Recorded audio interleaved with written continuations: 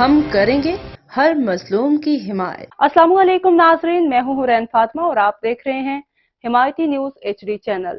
نظر ڈالتے ہیں آج کی اہم خبر پر۔ ضلع ملیر کراچی احمد دین حمایتی کی رپورٹ۔ SSP ملیر طارق الہی مستوری کی ہدایت پر تھانہ سکھن کے علاقے ریہڑی گوٹ میں سرچ اور کامبنگ آپریشن منشیات فروشوں اور جرائم پیشہ افراد کی تلاش میں کیا جا رہا ہے۔ سرچ آپریشن میں پولیس کی بھاری نفری بما لیڈیز پولیس حصہ لے رہی ہیں۔ سرچ اور کامبنگ آپریشن کے دوران 5 منشیات فروش ملزمان احمد، شبانہ، ارشاد، شبیر اور حسین کو گرفتار کیا گیا۔ ملزمان کے قبضے سے آئس برآمد۔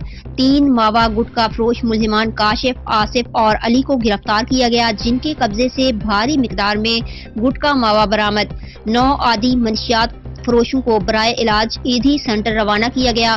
ملزمان کے خلاف مقدمات درج کر کے تفتیش جاری ہے۔ ترجمان SSP ملیر کراچی۔ مزید خبروں اور اپڈیٹ سے باخبر رہنے کے لیے دیکھتے رہیں حمایتی نیوز HD چینل۔